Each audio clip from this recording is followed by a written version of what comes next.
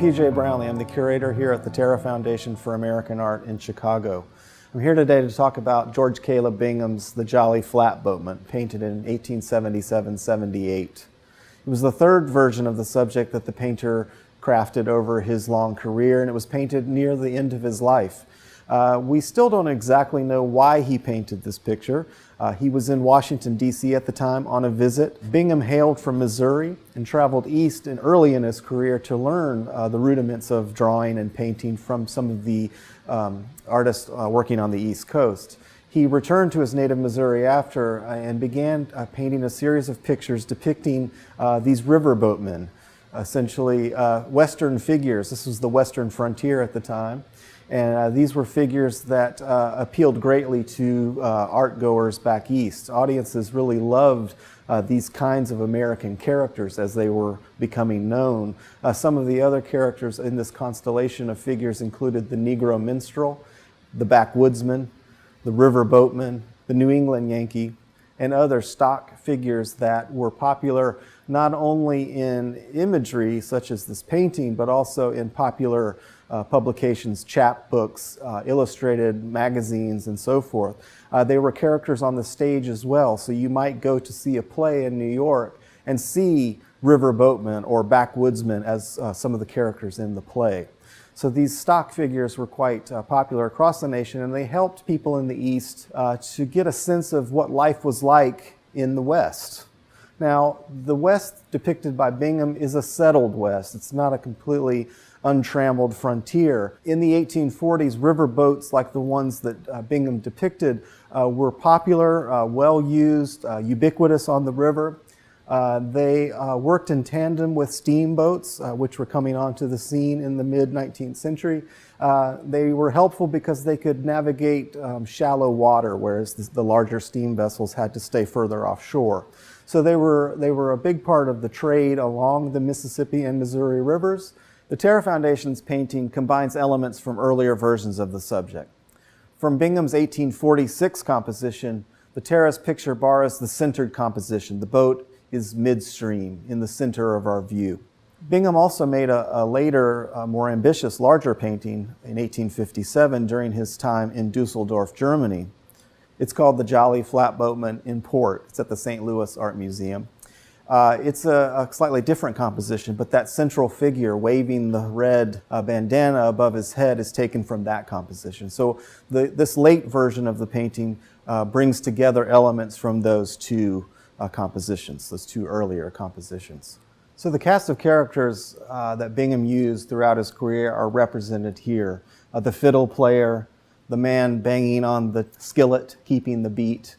Some of the still life elements, the jug, the bucket, they reappear again and again in the various compositions of this subject. The flatboatmen here are enjoying a moment of repose. The long shadows cast across the deck of the boat signal that it may be late afternoon, around quitting time, so they're having a moment of frivolity after a long day of poling down the river.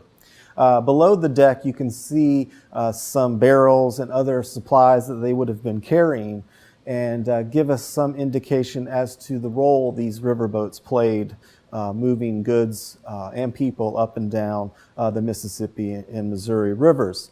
Interestingly, Bingham has chosen a generic landscape as the backdrop. In this version of the painting, unlike the others, he has inserted mountains in the distance, a vantage impossible on either the Mississippi or the Missouri rivers in this region.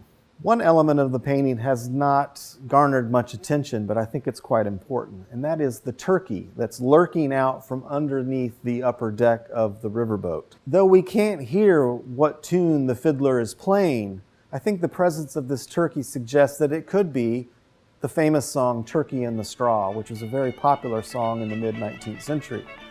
It was based on an old minstrel tune named Zip Coon. And the minstrel show itself would have been one of the sources for the dancers' moves, actually.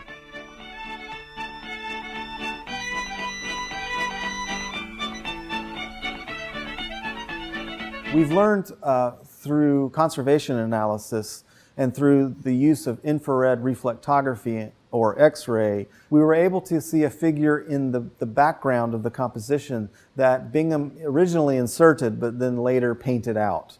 We speculate that the reasons for this would have been him essentially trying to make his image or his composition more streamlined, more orderly, and less cluttered. Because this figure, had he remained in the final version, would have filled the scene, perhaps tipped the boat a little bit, if you will. For those reasons, we feel that Bingham likely opted to remove the figure.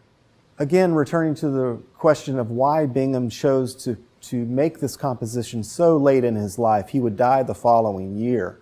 One possible contributing factor was the publication of Tom Sawyer, The Adventures of Tom Sawyer by Mark Twain in 1876, which I think instigated a wave of popularity for riverboat figures such as the ones that we see here. By the 1870s and 80s, these figures had largely disappeared from the scene as steamboat travel took a greater and greater share of the river traffic on America's mightiest rivers. Also, by the 1870s, this kind of imagery of figures floating downstream had also become wildly popular in popular prints and engravings. Courier and Ives, for instance, produced a very popular lithograph of the subject in the 1870s. So like many in the 1870s and 80s, people like Mark Twain, like Bingham, they were looking back to a simpler time, the time of their youth spent on or near the Missouri River.